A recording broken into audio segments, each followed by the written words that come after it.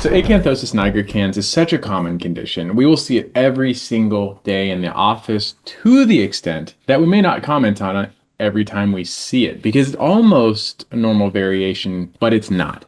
Acanthosis nigricans does have multiple contributing factors that cause it, and we actually see it more and more in younger and younger individuals these days, so it's a condition that spreads across all generations. So acanthosis nigricans, let's look at this picture together. So we're in an intertriginous area, an area of folds. Most commonly you'll find this behind the neck.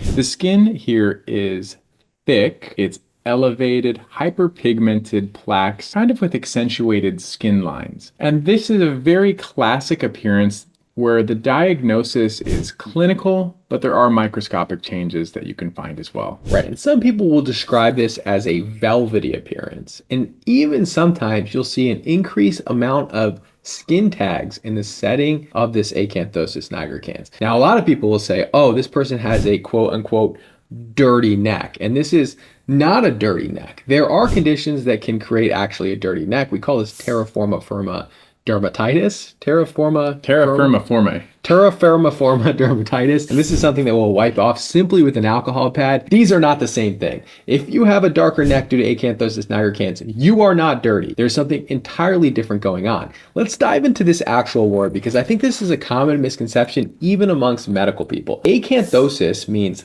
thickening of the skin, thickened skin. And nigricans refers to the color of it, which is darker. The thing here that's actually happening when we look at it under the microscope, so if you take biopsies of acanthosis nigricans, very rarely do you actually see an increase in pigment. Sometimes you can see an increase in melanin, but very rarely. So a lot of times you'll see people online give advice saying, use a lightening and brightening agents. But like we always say on our channel, if you know what causes it, then you can know how to treat it. And most of the time, this is actually not increased pigment. It's actually increased thickness of the skin. And that increased thickness of the skin is perceived as darkness just because the skin is thicker. So what you end up seeing under the microscope is thickened layer of skin. We call that acanthosis. We see papillomastosis, which is like kind of undulating lines of skin. And then we also see hyperkeratosis, which is a thickening layer of the stratum corneum of the skin. So just overall skin thickness increases and a very little increase in pigment in some cases. And this goes to the heart of what causes it. Now, while multiple things can be involved, one of the common themes is this anabolic state. And this is a term I've used before when we talked about skin tags. You have hormones like insulin, like growth factor, that contribute to the growth of something like skin tags, which is why you see skin tags coexisting with this condition. Similarly, acanthosis nigricans is associated with conditions that have an excess state or an anabolic state. So you can find this in the setting of obesity, metabolic syndrome. There are also medical conditions where you have an excess of cortisol within your own body. It can be from your glands, it can be from medications. All of those can contribute. Rarely, very rarely, this condition can be associated with cancer. And I say rarely because I'm not here to fearmonger you. Most of the time, this is not going to be associated with something like a gastric cancer, but it is a possibility, and that's what doctors are there for. We'll look at the rare instances, put the picture together, and hopefully come up with something comprehensive. 100%. It's most classically associated with insulin resistance, which you see in diabetes and conditions like PCOS.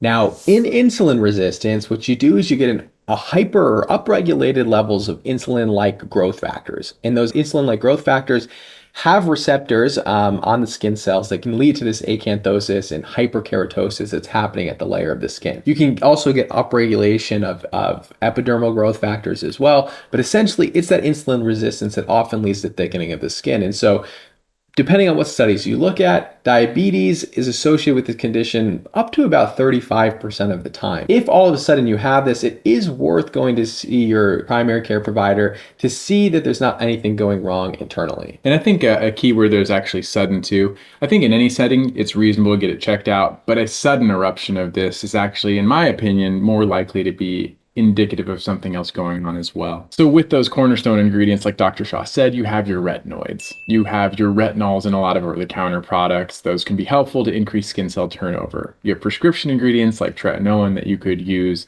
on your body as well. No rule saying you can't. In fact, it would be helpful. You have your alpha hydroxy acid family, glycolic acid probably being the cornerstone, lactic acid with a little bit more moisturization. Then you have one of my personal favorite ingredients of all time, urea. This is an extremely functional ingredient that's very concentration dependent, and this will exfoliate, remove dry skin cells, as well as bring moisture to the table. You also have other ingredients that exfoliate like salicylic acid as well. And then you could, if your skin can tolerate, I think mechanical exfoliation might actually be reasonable here because we're dealing with thick, resistant body skin. Completely agree with everything there. Now let's talk about some product recommendations in this category. So when you're looking at retinoids, like you said, tretinoin is a great option. You can also use adapalene, which is an acne ingredient. So this is going to be in your different gel. That will help to normalize that keratinization process.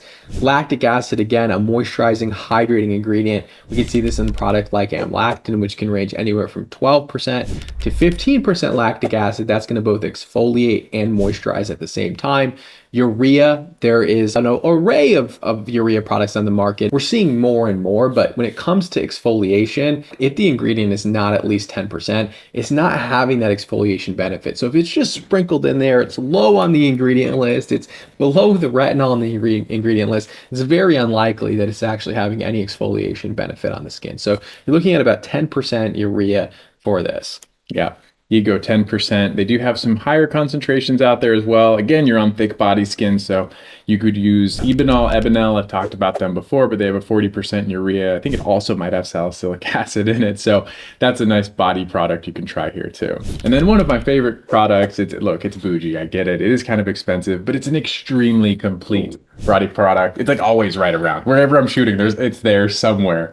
It has retinol, it has alpha hydroxy acid. It's just a very functional, complete product for body care, for aging, and in this case, for that acanthosis nigricans as well. We are working on a product for Remedy. It may or may not be out by the time this video is released, but I know it's coming because it was actually the first product we even started working on with Remedy, and this product will contain urea at effective concentrations, lactic acid at effective concentrations, and retinol. So we'll have 3 ingredients that will be beneficial for this. We didn't make the product for acanthosis nigricans, but it has all the ingredients that you would need to help with that. So if it's available, I'll put a link below. If it's not available, then good luck. These other products are also great options and will get the job done if they're more widely available to you. That's pretty much it. I really do think this is one of those conditions where yes, like you can treat symptomatically the thickened skin on the body by using these products. But if you have an underlying condition, it really is important to go and get your labs done and make sure that there's nothing internally going wrong. In about 70% of cases, or even maybe more, there isn't anything else going on. And so you really are just treating it symptomatically. And some people do actually grow out of it. So hopefully you find this helpful. Please let us know what conditions you want us to talk about next. Videos like this, where we're talking about different skin conditions that people have, tend to do really well on our channel because I think people are searching for answers and haven't been able to find them. So if there's something that you haven't been able to find an answer about, please leave a comment below. We definitely look at those comments and it helps us inform what videos we make next. Yeah, we definitely appreciate your input and definitely want to talk about things that are relevant to you, especially if you're having a hard time finding a complete thought on the condition. So just let us know. We appreciate you. Thank you for being on this journey with us. Thank you all so much for tuning in. Please like, comment, and subscribe. We'll see you in the next video. See you next time.